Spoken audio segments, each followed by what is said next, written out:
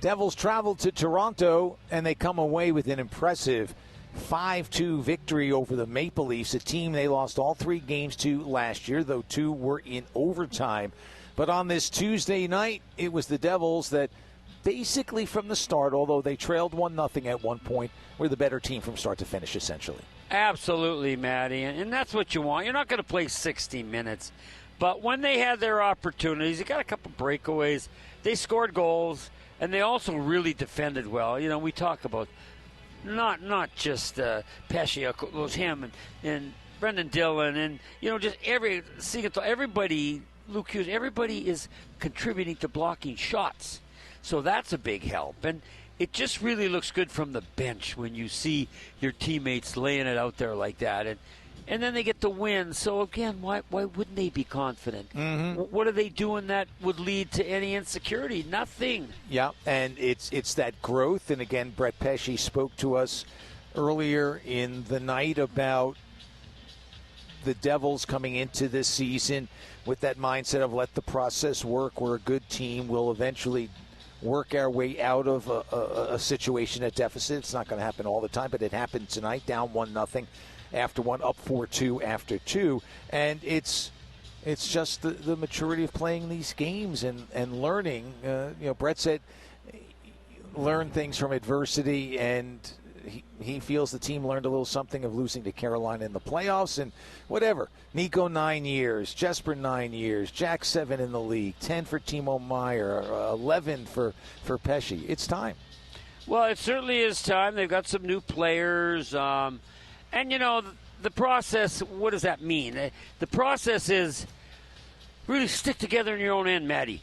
Block shots. Be hard on the puck. Be tenacious. They won so many puck battles.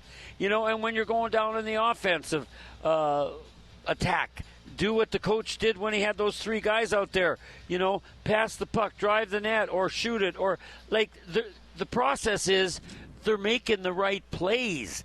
And not all teams can do that because in the bottom line, Matty, you got to have skill to do that. Mm-hmm. You don't think Toronto wants to do that? Sure. But they just don't have the players to get it done. Jack Hughes, 3 goals. Jesper Bratt, 3 assists. Jack had 6 shots on goal. He had 5 shots that were attempted and blocked. 6 hits tonight for Brian Hallinan. Great, and Brian. The fight at the end of the game. And we don't know what his future holds over the next few days. It appears that Stefan Nason is about to be activated, and that spot on the roster or on the lineup may be taken by Nason, and Brian may find himself back to Utica. I don't know, but I don't know if 6 hits and a fight will change the thought process at all, but good for Brian. Well, and it'll make him feel good whether he stays or goes. You know, he is one guy, too, that has to believe that he can play at this level, right? Mm-hmm. And, okay, he hasn't scored, he hasn't got points, which he likes to do, any player does. But physically, he's saying, you know what, I think I can play. I'll be a factor on the 4th line or whatever. Finish checks. If I got to battle and drop the gloves, I'll do that. So he got something out of it, regardless of where it lands for him. 10 players with at least 1 point tonight for the Devils. They were perfect 2 for 2 on the penalty kill as we check out highlights of their win over Toronto. And though they were down 1-0 on John Tavares' goal, they had some golden opportunities against Anthony Stolarz, including while shorthanded. Puck comes back to the near side for Nylander, who picked up the secondary assist on the goal by Tavares. Here's a pass from behind the goal line, blocked away by Brett. He races out 2-on-1 with Hischier. Brett to Hischier, drives, saved by Stolarz, who came across from his right to his left. He's a big man, and he used that entire frame to come from one side to the other. Yeah, he moves laterally very, very well, and that wasn't the only big save he made, but that was the first one. And so it was a 1-0 Toronto lead after 1 period of play, but it didn't take long for the Devils to tie it up. Here's Jesper Bratt, shovel shot on the backhand, goes wide. Turnaround by Jack is blocked. Now Luke with a shot that goes off a stick. Loose at the side of the net, poked out in front, reaching for it is Luke. It comes to Jack inside the blue line. Good pass to Pesce. To the corner now it goes for Bratt. steps out, finds Jack between the circles, he scores! A big-time shot by Jack Hughes. The hot hand continues, and the Devils have tied it at 1. Bread and butter.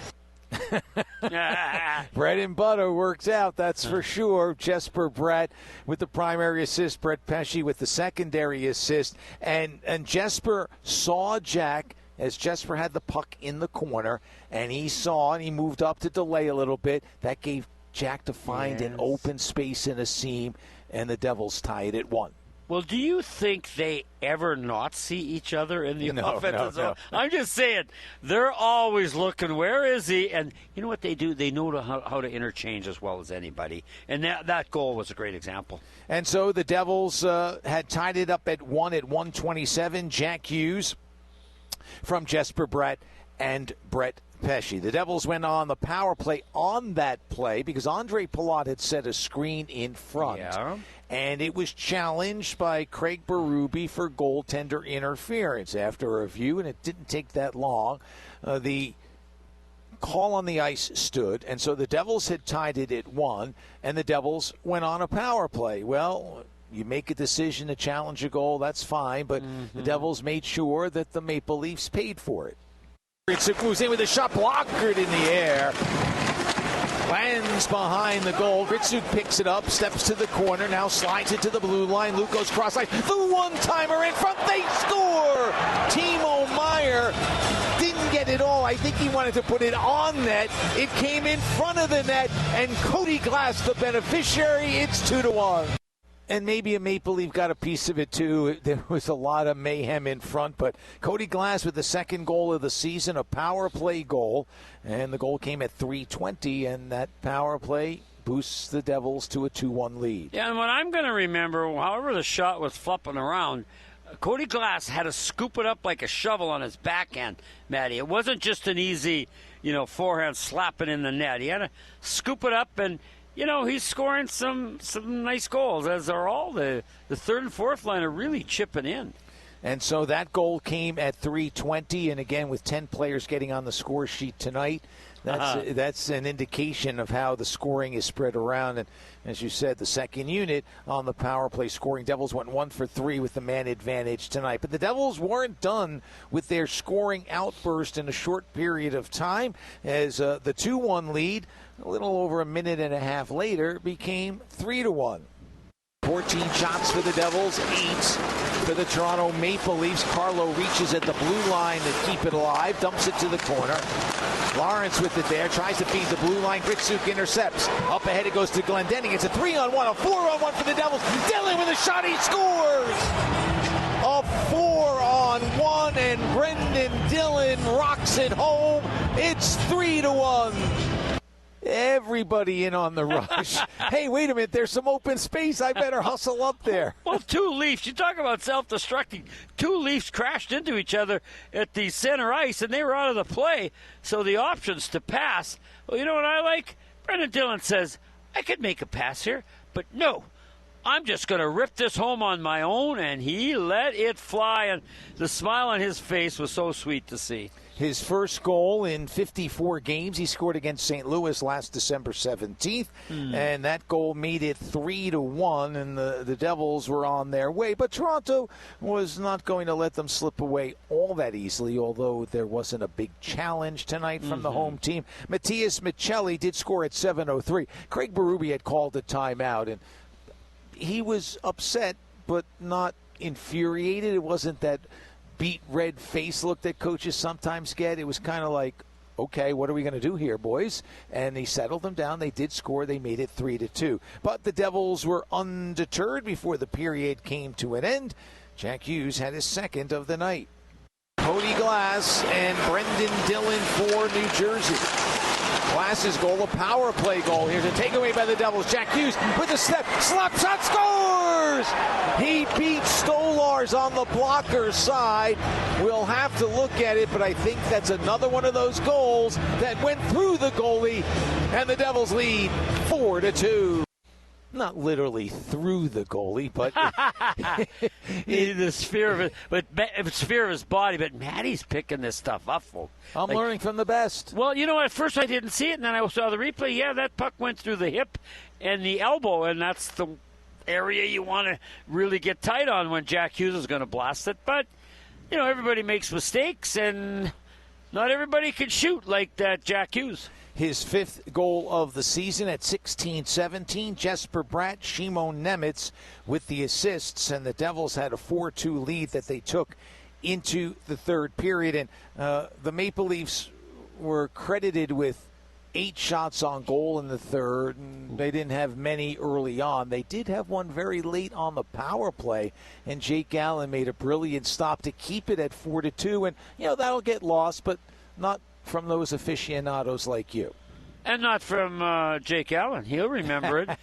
Because it was special, folks. He had to go, if you're looking at him, he's got to go from his right to his left. He's going butterfly, but he's not going down, committing. He's keeping his right arm kind of loose, and when that shot was shot for the top shelf, he was able to get his blocker on it. And just kind of summed up, I thought, Matty, a terrific, solid, with some outstanding saves game by Jake Allen. Yeah, Jonas Siegenthaler was called for a penalty at 15:44 in the third. That led to the opportunity by Riley. The game ended on a fight, not literally ended on a fight because there were 17 seconds left, but Brian Hallen and Simon Benoit got into a dust-up. But with Berube pulling Anthony Stolarz, trying desperately to find some magic late in the game with that empty net, it was an opportunity for Jack Hughes to get some late ice time. He took advantage of it on what we will call the play of the game, brought to you by Prudential, the Devils' official financial services partner. Riley now with a shot blocked in front by Pesce. It's played off the side of the net by Toronto. And finally, it's Bratt skating out to center ice. Finds Jack in front of the Devils bench toward the empty net. It rolls in. It was deflected, and then it rolled on its edge, and it goes in for the third career hat trick for Jack Hughes, and the Devils lead 5-2. So Jack with a hat trick tonight. That was the Prudential play of the game, because if it's a shutout, you got to do it. If it's a hat trick, you got to do it, right? I'm with you, Matty. You're nailing it, buddy. I'm with you all the way. 6 goals in the last 3 games for Jack Hughes. Wow. Well, that's what he's capable of, and that's why we love to not just the goals themselves, but to watch him.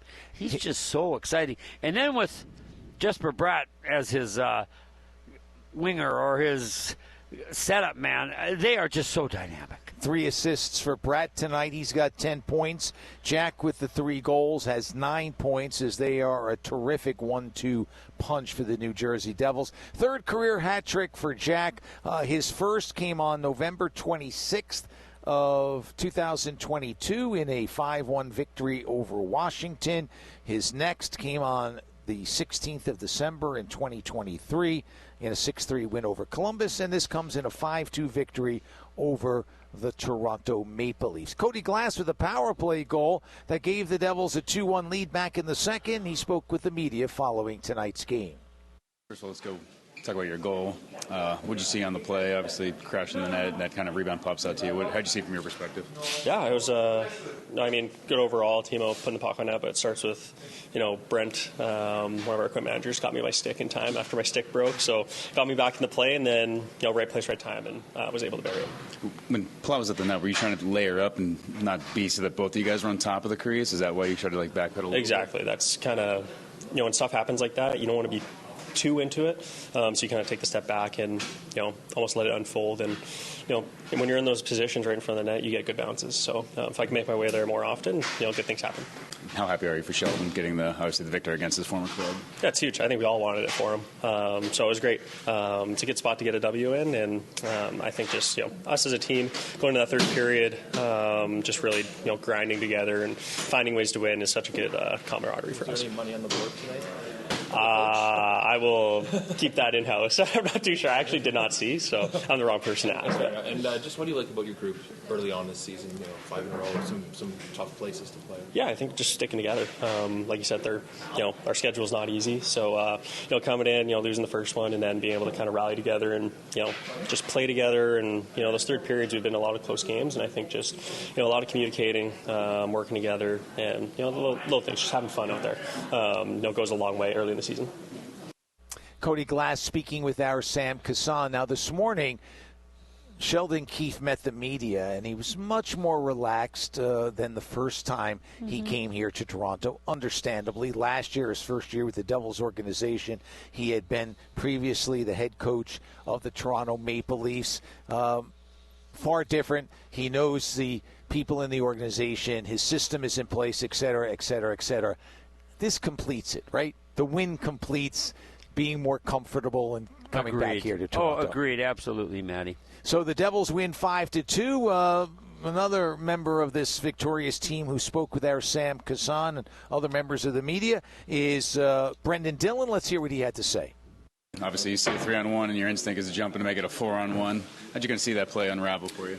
I just thought we did a great job defensively, closing, turning the puck over in our zone to be able to get that opportunity. Clenny made a good play. Just trying to get it there to the net. I mean, I'd like to think I'm a pass-first guy, but he's made a great play there. Obviously, when you're 4-on-1, you want to make sure you're taking advantage. So it was nice to pot it. Were you thinking pass, though, or were you thinking shot all the way, maybe looking for a rebound? You know what? I was just happy I got the pass. Us defensemen are always usually up in the rush. We never get the puck. It's like these forwards don't trust us. So I think we're just trying to make sure it went in so they can give it to us a little bit more often over the next 76 games. I think it's huge. I mean, it should be. For myself, when I play against former teams that I've been on, you're a little nervous. You've got lots of friends and people that you built relationships with. He was here for a long time and had some good success with that group and, help those players build their game to what it is now. So it's tough an environment. His family's here. He's from here. Obviously, this place meant a lot to him when he was a part of the organization. So it's nice to get the win, and I thought the guys really battled hard for him tonight. He talked to you about his comfort level being more. He didn't know anybody in the organization when he got there last year. What have you seen from him in year 2? Yeah, I thought Kiefer, first and foremost, he demands a lot out of us, which is great. He holds a high standard for our organization, for the players. We make sure we know what roles we have and just really what our systems are. We practice hard, and we're able to see kind of what we get out in the games after practicing hard. So it's been nice for a second year now. We know what the expectations are, what our systems are. It's more just reacting as opposed to thinking, and even the routine of how the game days go. Every coach is different, and now we know how Kiefer operates, and it's been fitting nice here through year 2.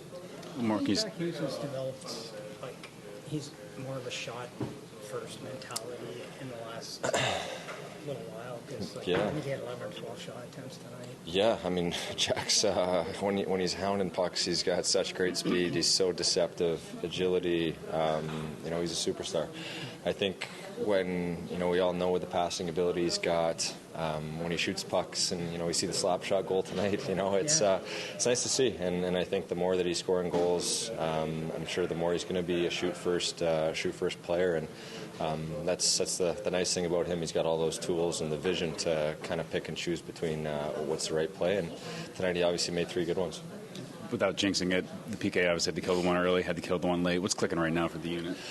I've said it before, I'll say it again. I think just guys understand the importance of it. We really, really care about the penalty kill, whether it's a shot block, a clearing attempt, the communication we have. I think every game and every repetition we're getting is becoming more and more, whether it's confidence or reading off, we just know where other guys are going to be. And we've come up against some tough teams here. I think for our group, the timing of these penalties isn't always ideal. 4 minutes left, we have one that we got to kill, but we've got some confidence in it right now. It's not going to be perfect every game, but against a really dangerous power play like they had tonight, I thought we did a great job. Devils on the penalty kill now have allowed 1 goal in 22 shorthanded situations. They've killed their last 18. And, of course, along the way, they've scored 2 shorthanded goals. So, yes, the penalty kill has been a key part of the New Jersey Devils this season. Oh, we talked about it, Matty. Tell me what isn't. You know, there is not a part of their game right now that isn't functioning at a pretty high level. But again, to me, the hounding of the puck, the tenacity, and, you know, it's not one line, not two lines, through 4 lines, defense, reading the play, getting in position, keeping the puck alive. I mean, I can't tell you how many times they turned the puck over in Toronto end. Well, I couldn't tell you any game how many times, but tonight I just will say lots, okay? That's what they did. Lots of turnovers by the Devils. And if you want to look at the power play side, 1 for 2 tonight, so 5 for their last 12, so that's cooking too. Wow. A lot of things coming together for the New Jersey Devils as they beat the Toronto Maple Leafs by a score of 5-2. On Wednesday night, it's Minnesota paying a visit to Prudential Center as the Devils open up a 3-game homestand. That game will be heard right here on the Devils Hockey Network, beginning with the pregame show at 6:50.